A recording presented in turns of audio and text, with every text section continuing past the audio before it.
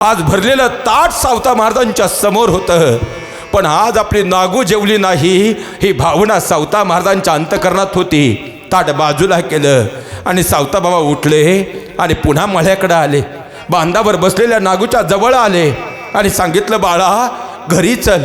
पण छोट्याशा नागूनं सावता महाराजांकडे पाहिलं आणि सांगितलं, बाबा जोपर्यंत आपल्या खऱ्या अर्थानं मळ्याचा मालक धनी येत नाही तोपर्यंत घराची वाट मी आता पकडणार नाही.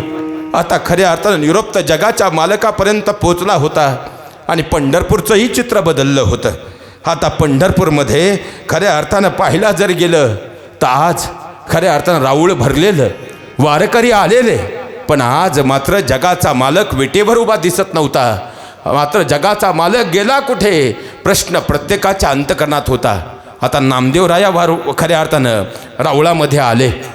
राऊळात पाहिलं विटेवर जगाचा मालक उभा, जो खऱ्या अर्थानं मी एकदा कीर्तनाला सुरुवात केली, जगाचा मालक मोहरून जातो. नामदेवरायांना खऱ्या अर्थानं हा स्वाभिमान, पण त्या स्वाभिमानाच्या कुठंतरी अहंकाराचा दर्पण नामदेवरायांच्या जीवनाला लागला होता. आणि जगाच्या मालकानं आपल्या लेकीनं आवाज दिला, तिची भेट घ्यायला हवी एकीकडे हाही भाव होता. आणि त्या माध्यमातून नामदेवरायांच्या अहंकाराचं पतन करण्याचाही भाव जगाच्या मालकाच्या मनामध्ये होता. आणि खऱ्या अर्थानं पाहिला गेलं तर खऱ्या अर्थानं नागू मात्र जगाच्या मालकाला साथ घालत होती. अजून काना येते धनी, कान धाडती काही सांगावा. खऱ्या अर्थानं वारकऱ्यांची वाट वारकरी येतील, माझ्या धन्याचा निरोप घेऊन येतील म्हणून तर नागू वाट पाहत होती. पण आता मात्र सायंकाळ झाली, पण तरीही खऱ्या अर्थानं नागूने सांगितलं, बाबा तुम्ही घरी जा, मी इथंच झोपते. मी घरी आले आणि जगाचा मालक आपला धनी इथं आला तर चुकामुक होईल. सावता महाराजांच्या डोळ्यातले अश्रू थांबत नव्हते. आपल्या 8 वर्षाच्या लेकीची ती भक्ती अनन्य भावानं ती शरणागती पाहून सावता महाराजांचे डोळेही डबडबले होते. महाराज सगळ्या तरुण मित्रांना एकच विनंती करतो, आयुष्यात असं काहीतरी प्राप्त करा की त्या बापाला आपल्या जन्म दिल्याचा आनंद प्राप्त व्हायला हवा. त्याच्या डोळ्यातल्या आनंदाश्रू ज्या दिवशी येतील, पंढरीला पंढरपुरात खऱ्या अर्थानं विठ्ठल शोधण्याची गरज नाही, तो आपल्या घरी त्या रूपानं आल्याशिवाय राहणार नाही. सगळ्यात मोठं वास्तव आहे. आणि खऱ्या अर्थानं आता नामदेवराय ज्ञानदेवांकडे पाहू लागले आणि विचारलं, आता खऱ्या अर्थानं जगाचा मालक विटेवर उभा असणारा गेला कोण्या गावा? आता राऊळामध्ये सगळे वारकरी जमा झाले. आता मात्र जगाचा मालक समोर दिसत नाही. आणि खऱ्या अर्थानं त्याच वेळी खऱ्या अर्थानं ज्ञानदेवरायांनी नामदेवरायांकडे पाहिलं आणि उत्तर ते झाले, अरे शाप कोणा भक्ताचा बाधतो आहे, म्हणूनही गाभारा हा रिताच दिसतो आहे. खऱ्या अर्थानं कोण्या भक्तानं शाप दिलेला आहे आणि तो शाप खऱ्या अर्थानं हे सगळ्यांना लागलेला आहे. म्हणून तर जगाचा मालक आज गाभाऱ्यामध्ये दिसत नाही. मग कुठं गेला? नामदेवरायांनी विचारलं आणि ज्ञानदेवरायांनी सांगितलं, चला जगाच्या मालकाला भेटायला जावं लागेल, आज तो इथं दिसणार नाही. आणि आता मात्र ज्ञानदेव नामदेव आणि संत वारकरी सकल समाज आता मात्र राऊळातून निघाले. नामदेवराय विचारायचे, ज्ञानदेवा अजून किती अंतर गाठायचं? आणि ज्ञानदेवराय सांगायचे, खऱ्या अर्थानं आता जवळच जायचंय. किती लांब आहे? जवळच आरणगावला.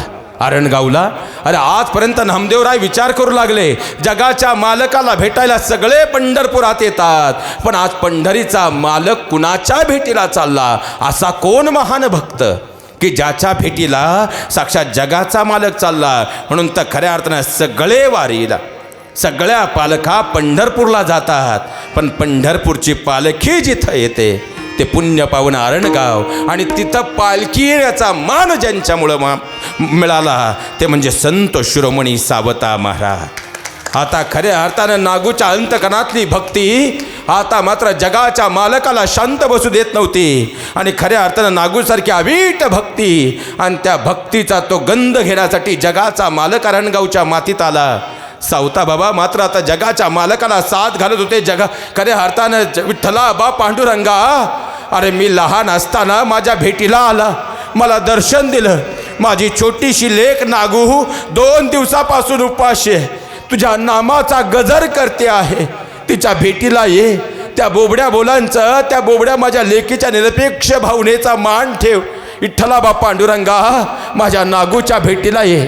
आणि आता मात्र जगाचा मालक खऱ्या अर्थानं अरणगावपर्यंत पोचला. अरणगावच्या मातीत आला आणि अरणगावच्या मातीत आल्याबरोबर त्या ठिकाणी मात्र सावता महाराजांच्या अंतकरणामधून भक्तीचा उमळा बाहेर पडत होता. भक्तीच्या नामामध्ये सावता महाराज तल्लीन झाले होते.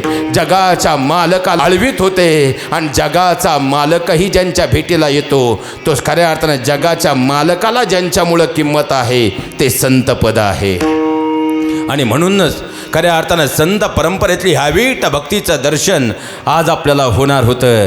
खऱ्या अर्थानं अरणगावचे रहिवासी सुद्धा धन्य आहेत की खऱ्या अर्थानं संत सावता महाराजांचे सारखे संत त्या मातेला त्याची माता धन्य त्याचा पिता साठविला दाता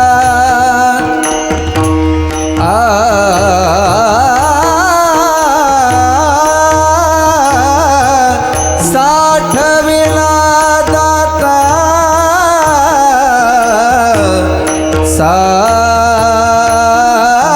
साठविला दाता साठविला दाता त्रैलोक्याचा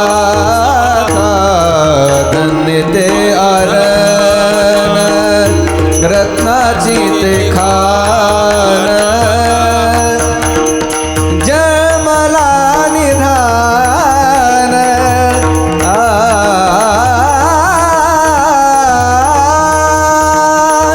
जमला निधान सावता तो सावता सागर प्रेमाचे आगर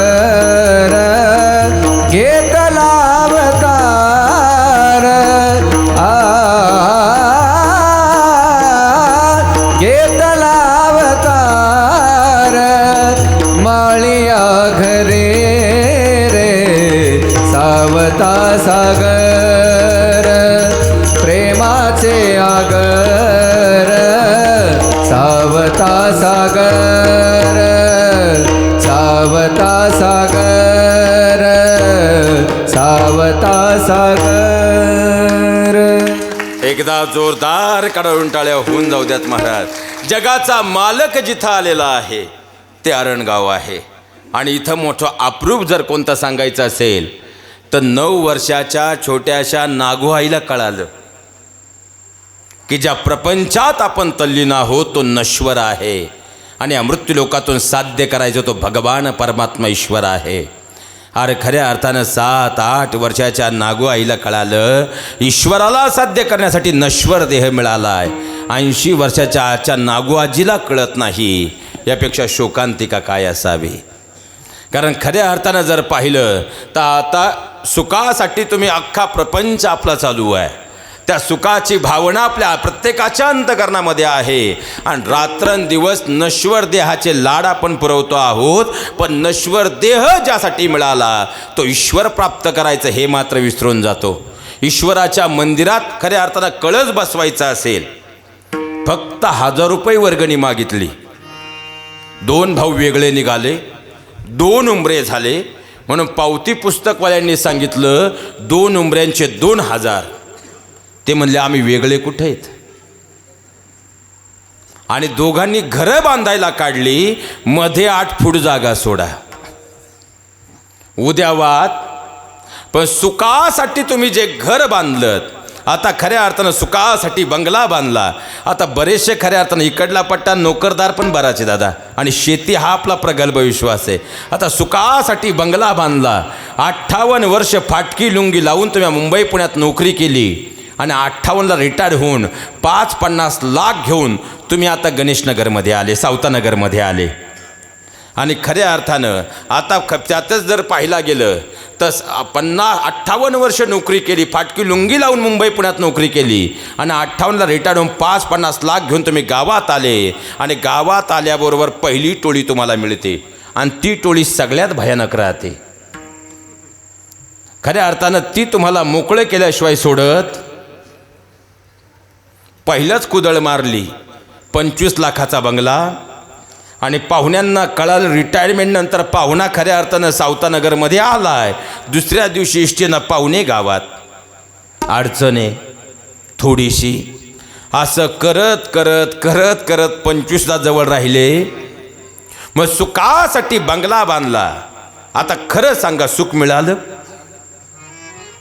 कारण जो बंगला बांधण्यासाठी आयुष्याची 30 वर्ष दिली, शेवटी चैतन्य गेलं आणि तुमच्या तोंडात तुळशीचं पान आलं आणि खाटेवर गरम हा देह बाहेर काढून गरम पाणी बाहेर आलं की ते घर आपलं राहत आणि दुसऱ्या दिवशी पप्या शेतात खऱ्या अर्थानं ते नावं करून घर घ्यायला गेल्याशिवाय राहत.